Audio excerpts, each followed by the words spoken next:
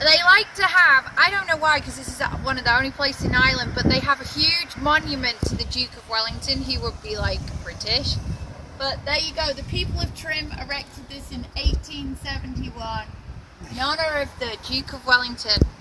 There's a little plaque, but it doesn't actually explain why, so maybe you need to Google it.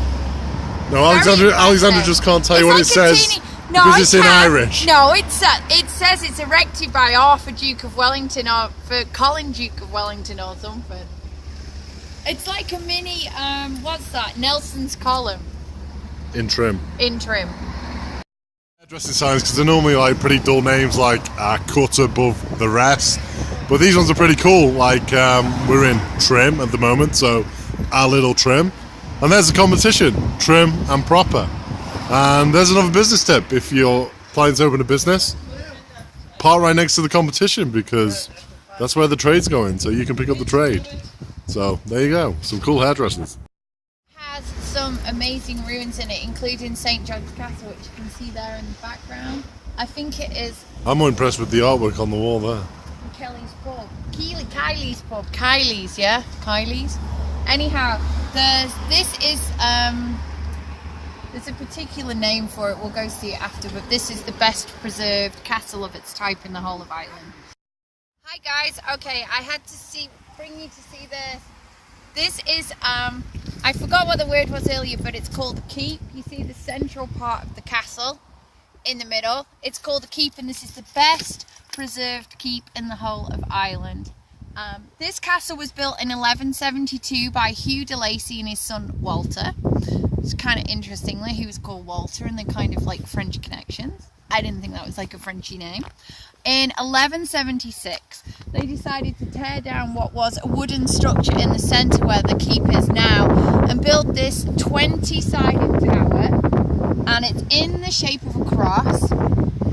This particular castle was extremely well protected because on that side is a moat with a river, and round it you'll see here is a curtain wall, and then on this side here, this was originally bog and marshland.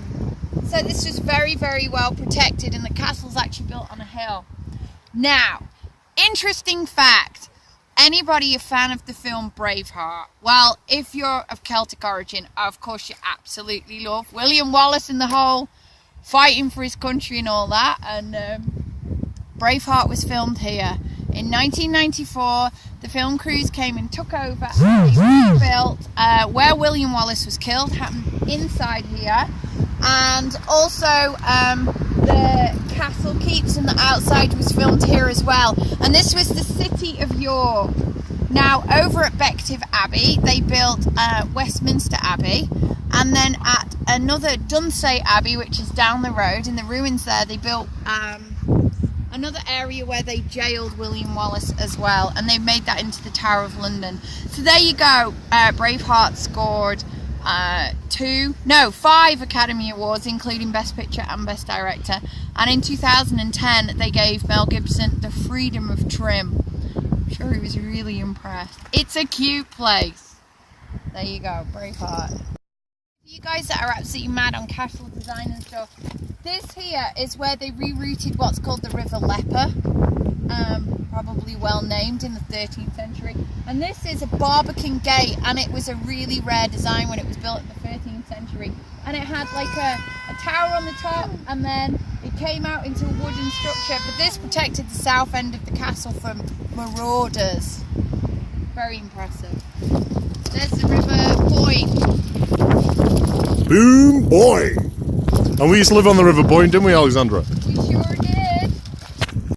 Okay, in 1359, the Earl of Ulster built a protective wall all the way around Trim, and it included the medieval keep castle at the back, and this is the area that would have been known as Sheepgate.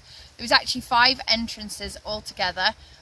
We came down originally through Dublin Gate when we first showed you the castle keep, and this one's Sheepgate. Most of the wall is now missing, but it is still seriously impressive. So, we told you about the castle, which was built in 1172, but Trim was actually settled well before. In 433 AD, St. Lo, who was a brother of St. Patrick, was he a brother? Hang on, let's check. St. Lo, who was a brother of St. Patrick, was he a brother? Hang on, let's check. St. Lo, who was a brother of St. Patrick, was he a brother? Hang on, let's check. St. Lo, who was a brother of St. Patrick, was he a brother? Hang on, let's check. nephew. Let's record that again.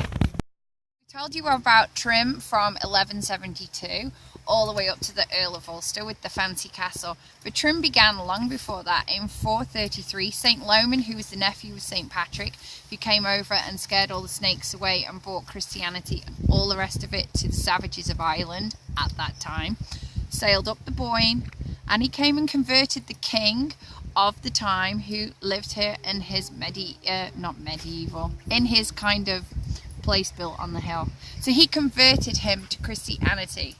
And then this place, Trim, was known as Vadum Trom, which meant Trim Fort. And Trim actually means area of the elder trees, or ford of the elder trees. So there was lots of old trees here at the time. So there you go. So 1433. And then they went on to build, the Dominicans came, the Dominican monks, the Franciscans came. They settled this place, and for a very, very long time, for probably about 6 centuries, this place was very important to Christianity and to the emerging faith which was beginning to sweep the whole of Ireland. In the end, this area lost its prominence to a place called Clonard, but it was very, very important it was a very spiritual place for a very long time. How far away are you filming me? Okay guys, I wanted to tell you about the legend of the River Boyne. The Boyne. Originally, this area is actually on Ptolemy's map from the 2nd century AD, and Boyne was the wife of a guy called Necton, and legend has it that only Necton's cupbearers could go to the well to get the water. But this woman, this wife, Boyne, was very interested and very nosy, and like women do, she decided she would go and try and get some water for herself. Well, the water rose up and it scalded her and it blinded her, and she ran off in fear, and the water chased her all the way to the sea where she was swept to her death. So the tale goes, and that is how the Boyne came about. So there you go. Now, we'll wrap this up. Behind us is the famous Yellow Steeple. Daddy, the Yellow Steeple's that way. Which you can see all the way out on the Navan Road when you're coming in. I don't know why they call it the Yellow Steeple. I guess I'm going to have to go to Google and look. It looks very brown to me. But when it was originally there, it was a full square, and it was like a big oblong thing, and it was very, very impressive. But honestly, guys, if you're into history and all that Braveheart stuff, and you want to see some spectacular sights, I would definitely say come to Trim. We have to go and get some food now because somebody's got cranky pants. So there you go, guys. Subscribe to the channel, like the video. We're going to be going to some more places, and we'll see you soon. Mr. Scott, have you broken the stocks in Trim? Show everybody what you just did. He put his head through it, and look what Daddy Bear did. Hey! Strong man of Trim! Don't tell anyone.